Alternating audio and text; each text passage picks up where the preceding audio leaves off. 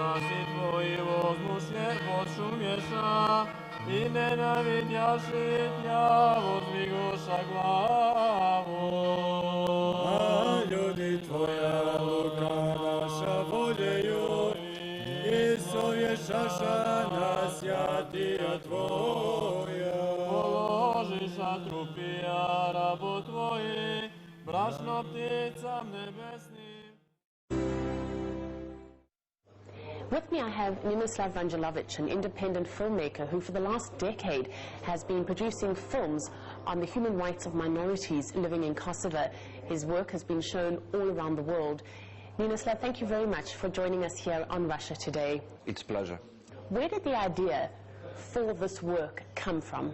The essence of it has been an effort to document cases of severe human rights violation that was affecting and that has been affecting civilian population of Kosovo and Metohija, particularly Serbian and non-Albanian ethnic minority in Kosovo.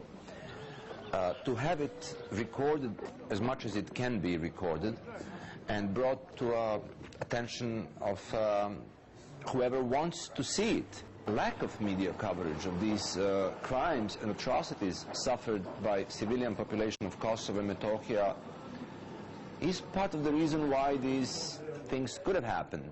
Why was there such a lack of media coverage then?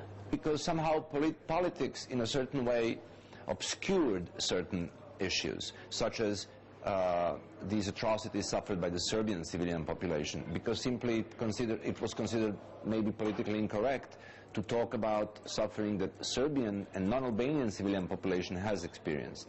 Politically incorrect by who? The Serbian authorities?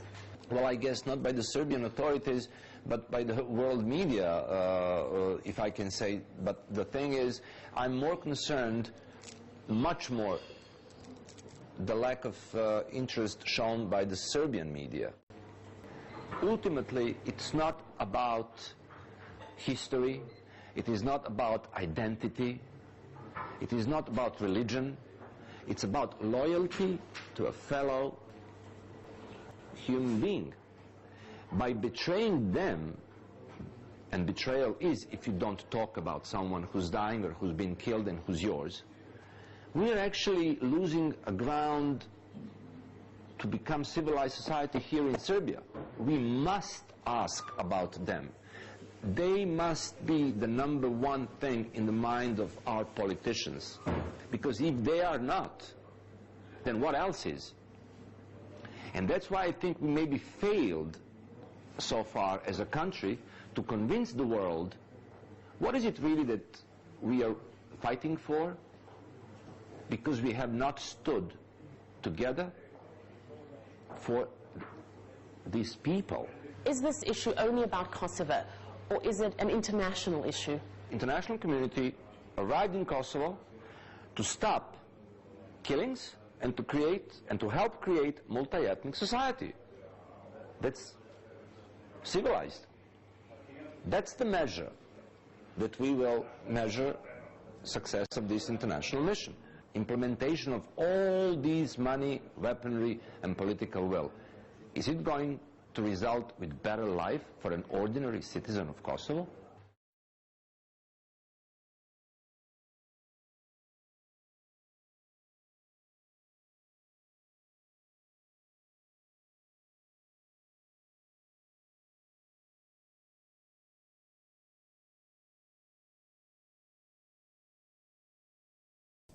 Is it easier to present your ideas here? I mean, in my efforts to show my movies to the largest possible audience that took me all over the world, the lucky break happened in the States first.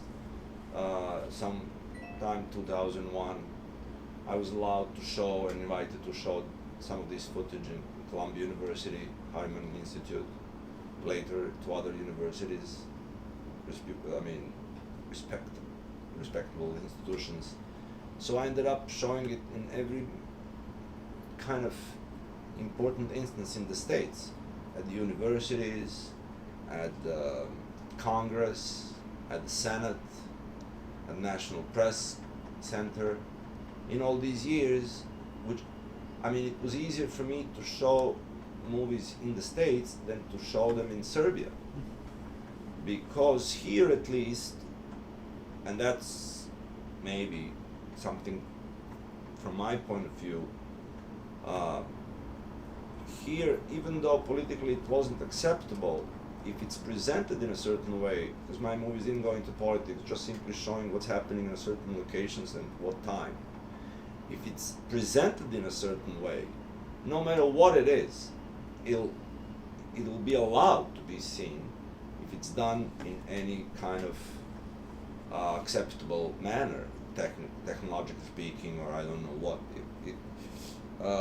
So it was easier to show the failure of the international community in Kosovo in the States or in some countries in Western Europe than as it was the case in Serbia, because in Serbia it went on and on. Whoever was in the power in Serbia had to, ignore human rights violation in Kosovo. Why? Because when the nationalist government of Mr. Koštunica, with his close connection with Russia, was in power for 8 years after Milosevic, the territorial integrity was seen as something more important than the human rights, these values. Because if you talk about human rights, it means that you're not talking about territorial integrity, and for them, territorial integrity of Serbia, that means protecting Kosovo to be the part of Serbia, ignoring that 2 million Albanians don't want to live in Serbia, is more important than to say how crucially these Serbs in Kosovo are jeopardized. Were the politicians aware of all the problems in Kosovo? So they are aware of this issue. Of course, it's not like they're not aware of it, but they're not really interested in ever solving it, really, as much as they're interested in staying in power and basically destroying the country without really seeing it that way. Because what we are having now, right as we speak, is now it's again crucial thing for Serbia. If Serbia does not recognize in some clear way that Kosovo is independent, Serbia will not be able to join the European Union. And now, of course, these days are coming, in a month or so, there'll have to be found some modus vivendi, and Serbia does it. So that opens up a whole issue, by not seeing your own fault, as I said at the beginning, by not confronting your own misdoing, your own, in our case, without admitting that we really didn't care about religion, that we didn't care about government, about history, about each other, that all we really cared was like some kind of combination that will make us personally rich or wealthy, or happy in some ways, or there will be no moving forward. How big is the Serbian minority in Kosovo? Oh, right now, with all the things that's happening, they don't even know the right number. They're operating with numbers of like, I don't know, 100,000 maybe.